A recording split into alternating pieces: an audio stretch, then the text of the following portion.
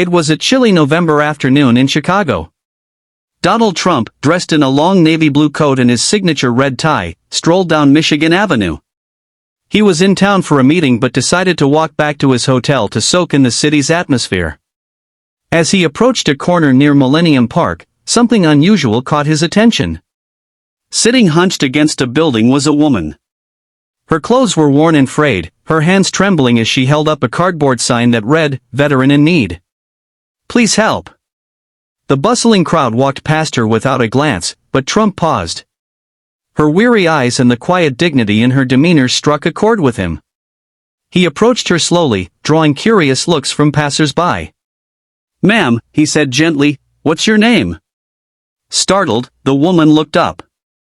She hadn't expected anyone, let alone someone like Donald Trump, to stop for her. "It's Teresa," she replied hesitantly. "Teresa Hensley." "Teresa," Trump said, kneeling in front of her, "you're a veteran?"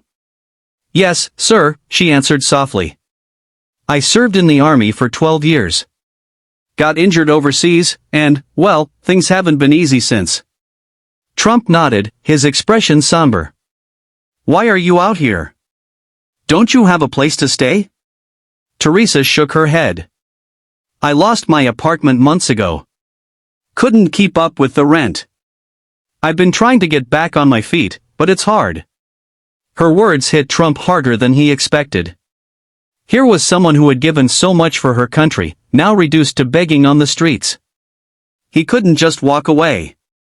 Reaching into his pocket, Trump pulled out his phone. "Teresa, stay right here," he said firmly. "We're going to fix this." He stepped a few feet away and dialed a number. On the other end, his longtime assistant, Margaret, picked up immediately. "Margaret," Trump said quickly, "I need you to find the nearest hotel with availability and call a doctor. Someone who can do a quick checkup. Tell them it's urgent." "Right away, Mr. Trump," Margaret responded without hesitation. Trump returned to Teresa, who watched him with a mix of confusion and cautious hope. "Help is on the way," he assured her. "But first, let's get you something warm to eat." He flagged down a nearby food vendor and bought her a steaming bowl of soup and a sandwich. As Teresa ate, Trump sat beside her, asking about her life, her time in the army, her family, and how she ended up in this situation. She spoke of her deployments, the friends she had lost, and the injury that ended her career. Transitioning to civilian life, she admitted, had been far tougher than she imagined. Minutes later, a sleek black SUV pulled up to the curb. Margaret had worked fast. A well-dressed driver stepped out and opened the door. "Teresa," Trump said gently, helping her to her feet, "this is for you. We're taking you somewhere safe." Teresa hesitated, tears welling in her eyes. "Why are you doing this, Mr. Trump? You don't even know me." Trump looked her in the eye. "Because someone should have done it a long time ago."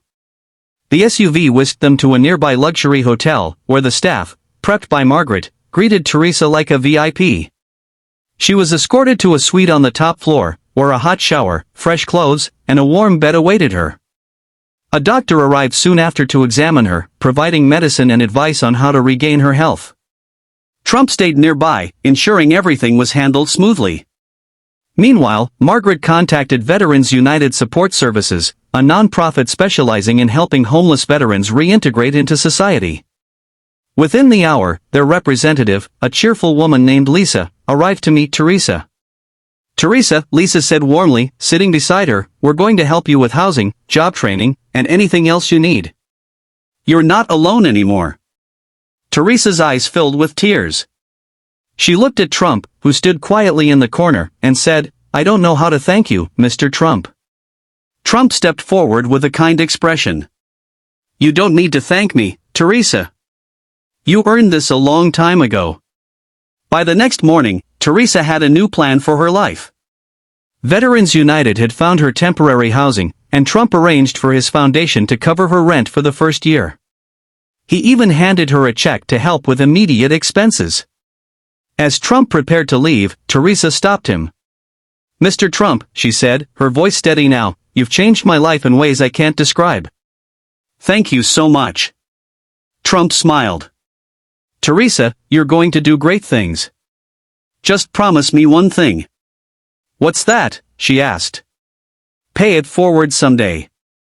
"I will," she said, determination shining in her eyes. As Trump walked out of the hotel and back into the bustling city, he felt a quiet sense of satisfaction. In a matter of hours, one life had been transformed. For Teresa Hensley, the future suddenly looked bright. But Teresa's journey was just beginning. Inspired by the help she received, she vowed to dedicate her life to helping other veterans who had faced similar struggles. With the support of Veterans United, she began attending training programs and soon found herself working as a case manager for homeless veterans. Her story gained national attention. News outlets featured her journey from homelessness to becoming a beacon of hope for others. She started speaking at events, advocating for better resources and policies to support veterans transitioning to civilian life. Her passion and determination caught the attention of lawmakers, and soon she was working alongside them to push for reforms. Meanwhile, Trump continued to support Teresa in her mission. Here's a continuation of the story. Over the next few weeks, Teresa's life underwent a transformation she had only dreamed of.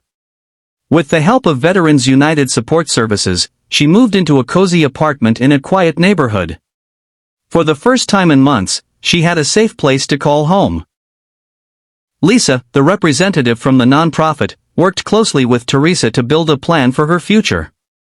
They enrolled her in job training programs designed for veterans and connected her with a therapist to help her navigate the emotional challenges of her transition. Teresa also started attending a support group for female veterans, where she met others who had faced similar struggles. But the story didn't end there. True to his promise, Trump continued to follow up on Teresa's progress. He arranged for his team to check in with her regularly, ensuring she had everything she needed. One day, she received a call from Margaret, who invited her to a charity gala hosted by Trump's foundation in New York City. At first, Teresa hesitated. She wasn't sure she belonged in such an extravagant setting. But Margaret reassured her. "You're not just a guest, Teresa, you're an inspiration. Mr. Trump wants others to hear your story." A week later, Teresa found herself standing in the grand ballroom of a five-star hotel in Manhattan. Dressed in a sleek navy blue gown provided by the foundation, she felt like a completely different person. Around her were hundreds of influential figures, from business leaders to philanthropists. When it was time for the speeches, Trump took to the stage. "Ladies and gentlemen," he began, "tonight is about more than raising money. It's about recognizing the courage and sacrifice of those who have given so much for our country. I'd like to introduce you to someone who embodies that spirit. Please welcome Teresa Hensley." The room erupted in applause as Teresa, her hands trembling slightly, walked to the stage. Taking a deep breath, she began to speak. "I never imagined I'd be standing here," she said, her voice steady despite the lump in her throat. "Just a few weeks ago, I was sitting on a sidewalk, unsure of what tomorrow would bring. But someone saw me, believed in me, and gave me a chance to start over." She paused, scanning the audience. "There are so many others like me, veterans who've served this country but find themselves forgotten. Tonight, I want to thank Mr. Trump and everyone here for reminding us that we're not invisible. You've given me hope, and I promise to pay it forward." The crowd gave her a standing ovation, and Teresa stepped off the stage feeling a new sense of purpose. The gala wasn't just a turning point for Teresa, it inspired many of the attendees to take action. Several approached her afterward, offering support for her journey and pledging donations to organizations that help homeless veterans.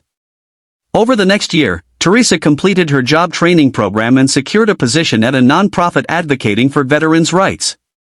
She used her experiences to connect with others, becoming a powerful voice for change. And true to her word, she paid it forward. Teresa started a small initiative called Veterans Rising, aimed at helping veterans transition to civilian life. With Trump's foundation providing seed funding, her program grew rapidly, offering housing assistance, job training, and counseling services to those in need. One day, as she was preparing for a Veterans Rising event, Teresa received a letter from Trump. It was short but heartfelt. "Teresa, you've turned a moment of kindness into a movement of hope. I couldn't be prouder. Keep shining. Donald. Teresa smiled as she folded the letter. She had come a long way from that cold afternoon on Michigan Avenue. Her story was proof that a single act of compassion could ripple outward, changing countless lives. And for Donald Trump, it was a reminder that even in a world of big deals and larger-than-life ambitions, sometimes the greatest victories are the quiet ones, transforming one life at a time.